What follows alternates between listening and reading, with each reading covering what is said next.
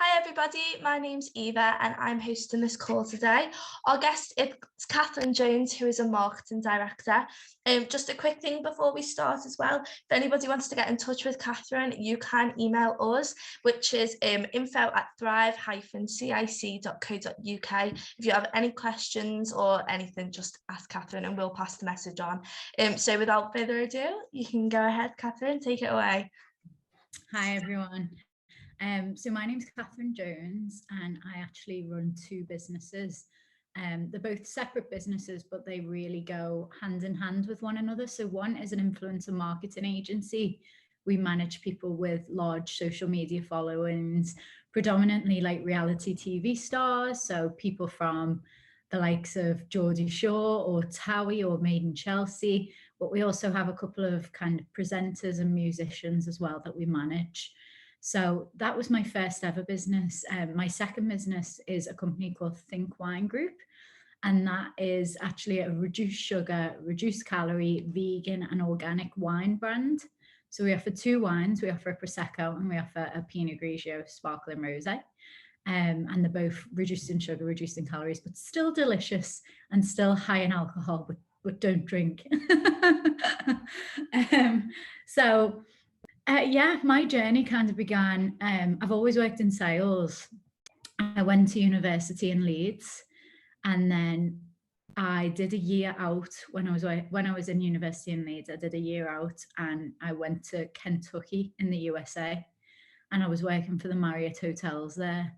And I did everything. I was there for a year, so I worked on reception, events, sales, marketing, picking up the phones, working on the restaurant, doing night shift. Like there wasn't any stone unturned in the US at all.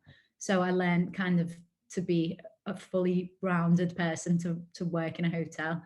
I think that really was a huge turning point for me, because when I got there, I was terrified. Like I was so shy.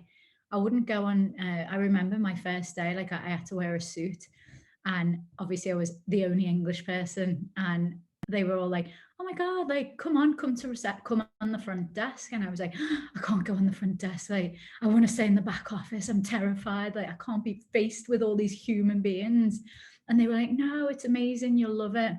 And they basically shoved me out the door and forced me. And of course, I didn't know the systems and anything. So I just stood by other people, and like, they said to me, just at least get conversating so that you feel more confident to talk to people, and then we can teach you the systems in the background. You just need to get their confidence levels up.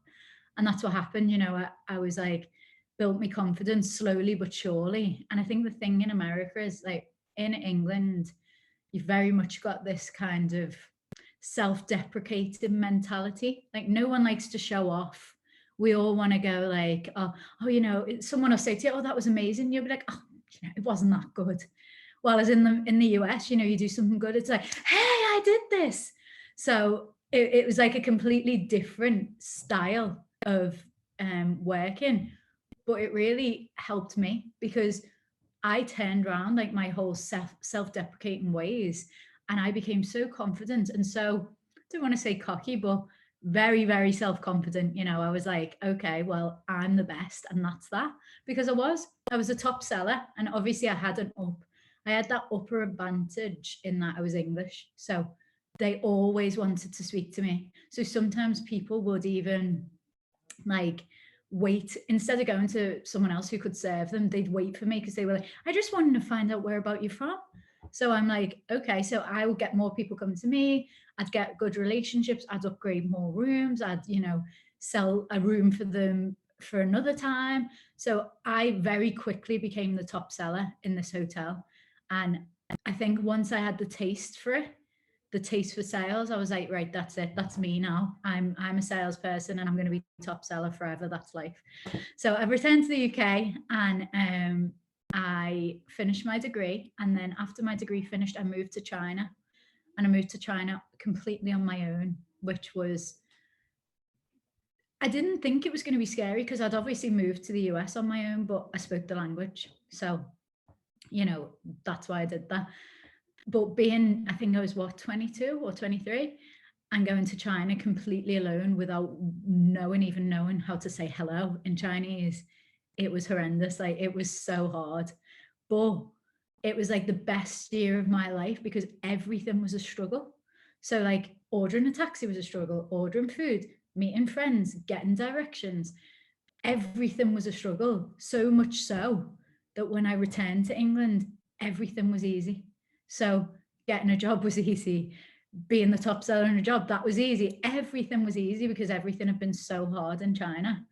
And again, I learned their culture and how they did everything, and it was just an amazing experience. And I ended up making a lot of friends, but those first couple of months were really, really difficult, and especially because you can't drive and stuff like that, and the culture is just so completely different. And I went there expecting, oh, I can order a cheap like chicken sweet and sour. Oh no, they don't exist in China. It's like literally chicken bones and broth. So there's no chance to go there and order what you think is Chinese food, because that's not Chinese food. So I struggled with the food. The good thing was I lost a load of weight when I was there, because I was like, what can I eat? Just eating white rice and running around. But I've gained all that now anyway. So, so yeah. Anyway, next after China, so I spent a year and a half there. I came home and I applied for a job with Enterprise Rent-A-Car, which was a graduate scheme, and it was very, very American, which is what I was used to. Obviously, I've been trained in America. When I got back to England to study for my degree, I stayed with the Marriott because obviously I knew the ins and outs of that. So I was able to just kind of walk into the Marriott. So I stayed there for a bit, knew everything about hotels, and I thought, I'm going to go on this graduate scheme because it's very American, it's very me, it's sales driven, target driven, and all very like, you know, everyone's very confident in that environment. But it was a very male dominated industry. Not that I mind, because I see that as a challenge anyway. And I ended up again, of course, top seller at Enterprise Rent-A-Car, and the boys didn't quite like that. Who's this girl who's came in and become top seller? So I just knew, I've always known my job was sales, but I didn't know. And I've always known since, I was very young, I always knew that I wanted to have my own business, but I just didn't know what that was. I didn't know what that looked like. So it was like every day I was just spent looking around, seeing what I wanted to do. I try that. What do they do? Oh, I'm interested in that. I'm not interested in that. My degree was in international business management. So I did a degree knowing that I wanted to run a business, but not having a clue what. So it did, to some extent, it helped, but in other ways, it didn't help that much. Like, I think that if you want to do a degree, then you do a degree. But if you really don't want to, and you want to go straight into working, and you want to just go through like an apprenticeship or learning on the job, I wouldn't say that for me personally, that degree did anything. I think what mainly did something was having that year out in America. I think that was the kind of change to my life rather than the actual degree itself. But anyway, so I was working for Enterprise Rent-A-Car, worked there for a while, got promoted really quickly. And then again, I've always been looking for, I guess, happiness. I've never kind of been driven by money. I've been driven by happiness. Like, okay, well, this job's quite okay, but could I be happier? Yes, okay, well, I'll change jobs then. And then, oh, this job's okay, but could I be happier? So I ended up getting another sales role, which was in Manchester. So I was commuting from Liverpool, which you would think isn't too long, but in traffic in the morning, 2.5 hours easily. Yeah. So I was like, I don't want to be commuting this every day. But again, I quite like the job. It was okay. But could I have been happier? Yes, definitely. So then I got a couple of my friends who were living in Liverpool. One of the girls off like Geordie Shore or something had put a tweet out, because it was all about Twitter back then, saying, oh, I'm looking for an amazing salesperson, blah, blah, blah. Got to be Liverpool based, got to be really good at selling. So a couple of my friends had sent me that link going, have you seen this? I thought you were looking to move back to Liverpool. This could be a great job for you. And I was like, well, I don't even know what the job is, because I didn't have a clue like what that job actually was. So I was like, well, it's interesting. I'm quite happy in my job, but let's have a look and see what there is to offer. So I went for an interview and I ended up getting the job, and it was for a celebrity agency. So they managed influencers like the Towie cast and the Geordie Shore cast at the time. Obviously we'd grown since, but that's who we were managing at the time. And I thought, you know what, this is like a really exciting job, because the job I was doing previous was selling like HR packages, which, you know, it's sales and you can do it and it's decent money, but actually it's not that exciting to sell HR packages. So I was like, well, this is really exciting, but they wanted me to take like a near £20,000 pay cut to get. So, because I was on near 40,000 and they wanted me to go down to 20. And I was just like, oh my God, I can't be taking that much of a pay cut, can I? And then I was thinking, you know, what about fuel? I'm going to get a company car. I'm going to get, because in this new job, it was going to be, you're going to get to travel, you'll get to do restaurants, hotels, you'll get to be out and about. There's like loads of fun to be had. So I had to hum and haw for a couple of weeks, and I was like, oh, can I lose that amount of money? Can I not? And then I just thought, you know what? No, I'm going to go for it, because my whole life I've just wanted to be happy, and I feel like I could be a lot happier in this job because it's so exciting. It's so new. It's something I've never done, but it's still sales, which I very much understand, even though it's a different type of sales. So I moved into that job, and yeah, we grew the company so quickly. When I first started, it was like me and two others, and by the time I'd left, there was, you know, 30 people in the business. We had a huge new premises. We grew from 0 to 100, and I loved it. I had the best time. You know, we went on lots of team holidays. There was loads of kind of rewards for your hard work. My money did end up going up in the end. I made loads of money in commission. I had my car. So I really loved it. And that gave me the taste for what I do now. I won't go into detail on what happened, but actually me and my boss at the time, we fell out. So I ended up leaving. I set up my own business, which is what you see here. This is We Are Social Nation. Social Nation doesn't manage people doing everything. So my old job that I worked at, we used to do everything for clients. So like we'd book their trains, book their parking, book their hotels, we'd sign their TV contracts, we'd do press deals, we'd do absolutely everything in my old agency. But in my current agency, we don't do any of that. We just purely do socials. So it's like managing people's Instagrams and managing people's Facebook pages. So whenever you see someone kind of on Instagram going, oh, love this dress from boohoo.com, that's probably me. That's usually what I'm doing. I'm talking to the brand and I'm pairing the brand with the correct influencer. And then we're getting the influencer to promote the brand on their social media page. So we managed quite a few different influencers, and that was how Social Nation began. And again, it's not, this wasn't a job in years ago. You know, it was, we kind of created this. I think we were one of the very first agencies to monetize people getting gifts. So, you know, brands would always send clothes for free to our clients, and we'd just be like, okay, and then they post it and they get a load of sales. And it was then that we went, oh, there's something in this. We need to actually charge for them to be doing this, because clearly they're going to make money off it. So that's how we started kind of monetizing social media. And we were one of the first agencies to do it. So before, I think I was in this social media influencer world from the very beginning, really. So that's where my first business comes from. And actually, from the back of Social Nation, we've started to think, and the reason for that is it all comes back to the influencer thing, because we were making so much money for so many brands, and they would tell us how much they were making, and I was like, I need to start my own business. But what? Because I already had my own business now. I had Social Nation, and I thought that's all I wanted, and I thought that's what I loved, which it is, and I do love it. But, you know, I wasn't quite fulfilled. I'm like, okay, what product can I bring to market? But I didn't want to do, at the time, there was loads of teeth whitening, there was loads of clothes, there was loads of lip balms, lip gloss. I didn't want to do any of that. I wanted something completely like no one was doing it, to sell online. And I came up with Think Wine based on my influencers. They were all going vegan. They were all going keto. They didn't want sugar. They didn't want carbs. They were like, oh, I wish there was an alcohol that just didn't include all the like crap that you get. And then it got the cogs turning. And I was actually at the time, because of influencers, I was going to a lot of different events. And I was drinking a lot of wine, like champagne on arrival, Prosecco on arrival, and I was gaining a lot of weight. And I'm like, oh, I'm hardly eating. What's going on? And then I realized alcohol calories, it's full of sugar. Drinking cocktails, you're full of sugar. Drinking wine, you're full of sugar.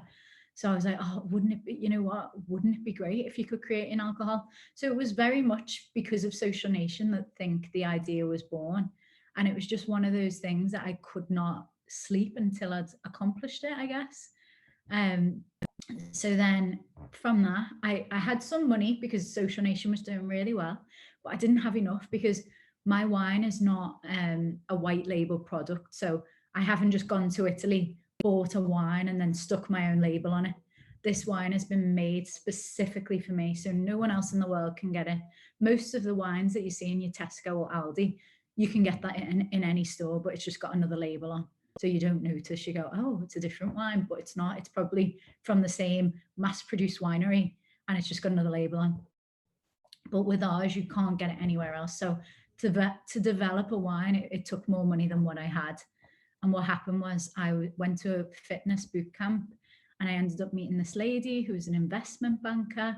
And I told her all about my idea. And she was like, oh my God, I would love to kind of give you a startup loan and be involved in some way. And I was like, oh my God, really? Have you been sent from heaven above? And then, yeah, so I got to know her for like a year. We're now like best friends, but yeah, we started. So 2 years ago, we were back and forth to Italy to find our winery. Then we came up with our logo, which is here, I think.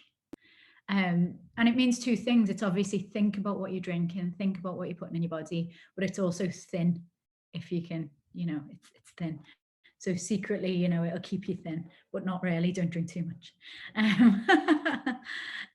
But yeah, it's very low. So it's like for a large 125 ml glass, it's 75 calories. So in a whole bottle, it's 450. Whereas most Prosecco's in a whole bottle, you can be touching on 1,000, 1,500 calories in some of them because they're packed full of sugar.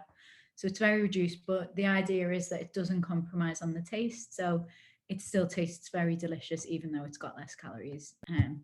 Yeah, so now the businesses work together because Think uses Social Nation to manage its marketing. So Think, the influencers all do posts for Think from Social Nation.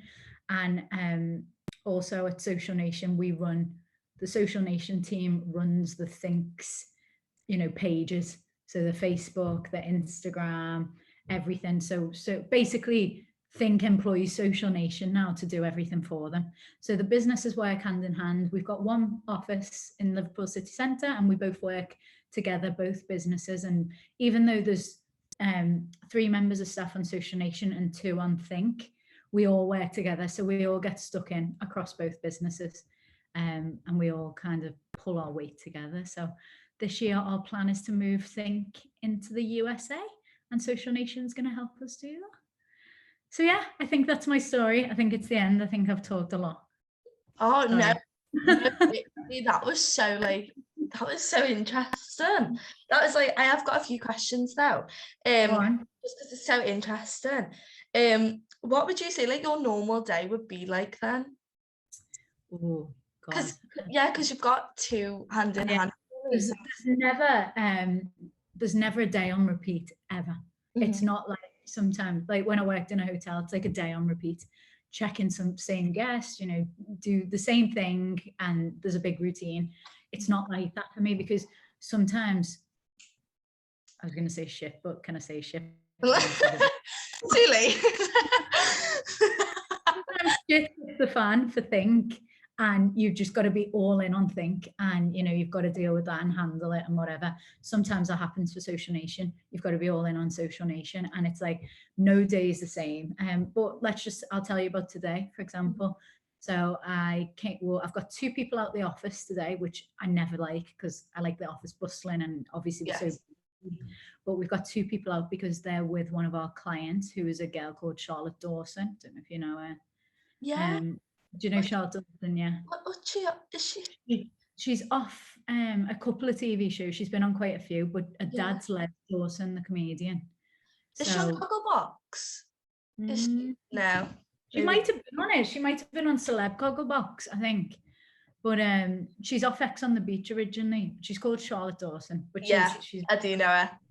Yeah.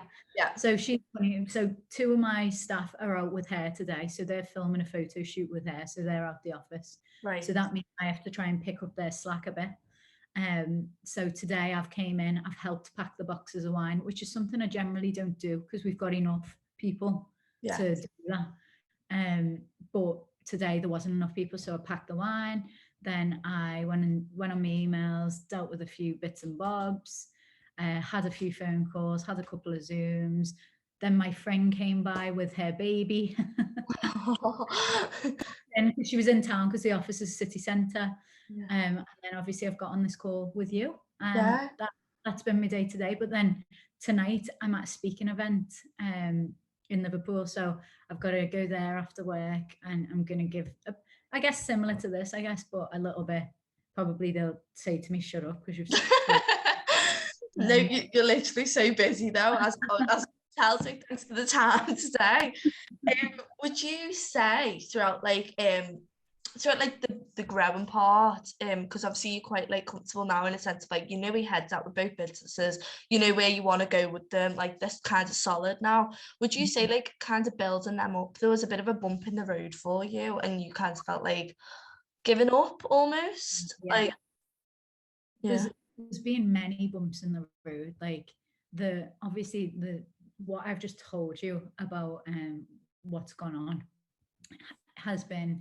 that is what's gone on, but it's missed out all of the hurdles that they've been. So people, I've had 2 business partners who've tried to screw me over previously.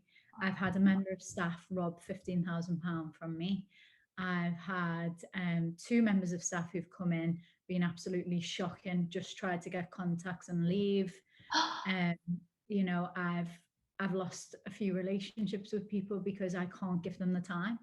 So I cannot physically give, you know, my mates go like, you don't care, you never message us first. You know, I've had boyfriends who can't cope because I literally will not get home till 10 p.m. But there's been tons of it, and stuff that like would throw you off course, because not everyone is. I believe that I built resilience in China because everyone's such a struggle daily that I was so resilient against it, and it built up. I'm very, very thick-skinned now, and it takes a lot to get me. I think even after all the stuff that's really happened, there's only been 2 things that have really like knocked me, where I've had to take a couple of days out and then get back up. Whereas normally something will happen, it'll knock me for 2 minutes and that's it. I go again, because I think resilience is key to growing a business. And, you know, if you're the type of person who, you know, you have an argument with your mate and you can't get it out your head, then maybe business isn't for you, because you have to put that aside and crack on. You've got to be able to, I know it sounds terrible really, like compartmentalize your life, because if you're going to come in upset because you've had a fight with your boyfriend, or, you know, your friends told you that they're not getting enough attention, or, you know, something's happened in your supply chain and you just can't bear to cope with it. If you're going to get knocked down and you can't carry on off stuff like that, then you're not going to get through it. So resilience has been absolutely key for me, and getting knocked down and getting back up again. So like it literally is a make or break situation. Like it's true when they say that, really, basically.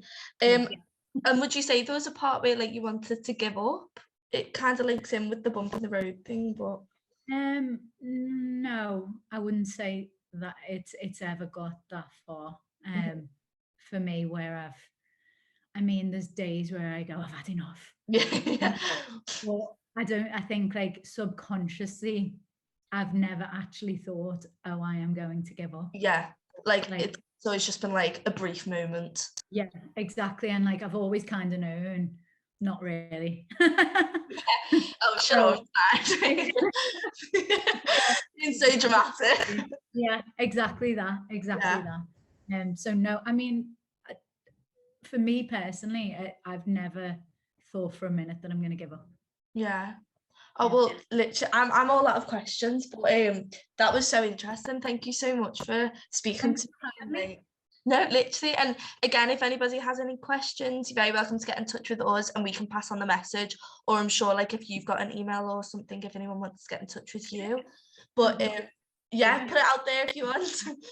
Okay, my email's Kath, Kath, @thinkwinegroup.co.uk. Fab. So if anybody wants to get in touch with either or, we'll pass on the message to Katherine, or you can email her yourself. But again, thank you so much, Katherine, for spending your time to talk to us today. It's been an absolute pleasure hearing about your journey. Oh, thank you.